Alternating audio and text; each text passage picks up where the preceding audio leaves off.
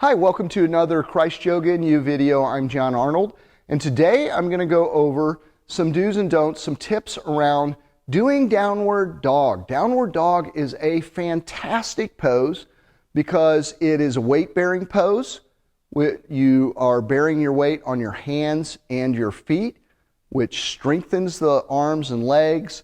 It also is great to prevent osteoporosis or create bone strength. Greater bone density. It's an inversion. Inversions calm the nervous system and simultaneously energize us.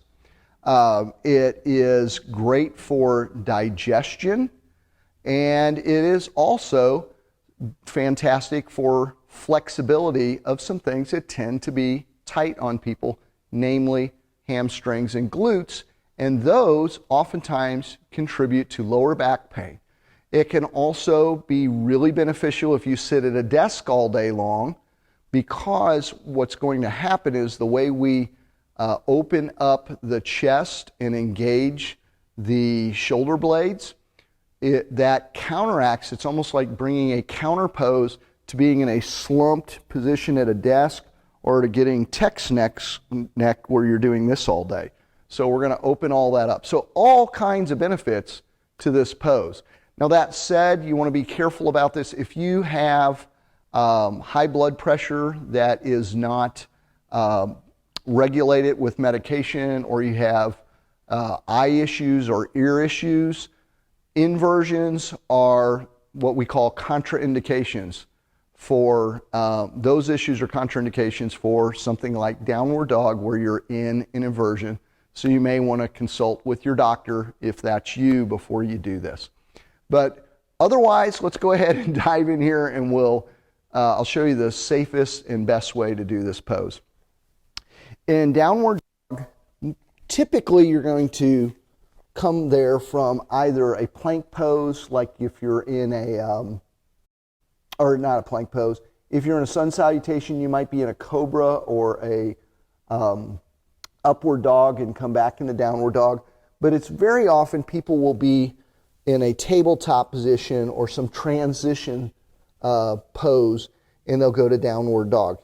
That being the case, you'll tuck the toes under. You might want to walk the hands forward just slightly. You're going to rise up, draw the chest through toward the thighs to where the ears line up with the upper arm. You want a V shape here. You don't want to be in kind of a half plank or collapsed way in, which I can't even quite do. You really want the torso from the hips down to the hands to be a nice straight line. Now, your heels may not reach the mat. You may need a bend in your knees. That's totally acceptable. Something you might want to try when you're downward dog is called walking your dog. To walk your dog, you simply inhale, come up on the toes, exhale, I'm dropping the right heel down first and straightening the right leg while bending the left. Inhale up, exhale, alternate. This is great for plantar fasciitis. Downward dog relieves sciatic pain for a lot of people. It feels really good on the feet and the calves. Great for runners. So, and then I always like to wrap it up if I walk my dog to rise up on an inhale on both feet high on the toes. Exhale, bring both heels toward the mat. So there you have a couple quick tips for engaging the arms to avoid some wrist pain.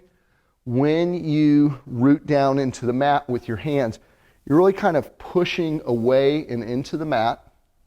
You're going to want to grip the mat with the knuckles and the fingers and the thumb. Particularly put some pressure into the thumb and forefinger, and that middle finger should be pointing toward the short end of the mat. Also, when you place those hands down, if you'll draw the shoulder blades back and down along the spine and externally rotate the arms to where the crease of the arm is pointing toward the thumb, this is going to fully engage the arm. It's going to counteract that rounding of the shoulders that so many people experience sitting at a desk or spending time on their phones. It's going to open up, lengthen the spine. One last thing about that lengthening of the spine. Head position. I see people commonly do a couple things here where they'll be in downward. And they'll either pull the head through.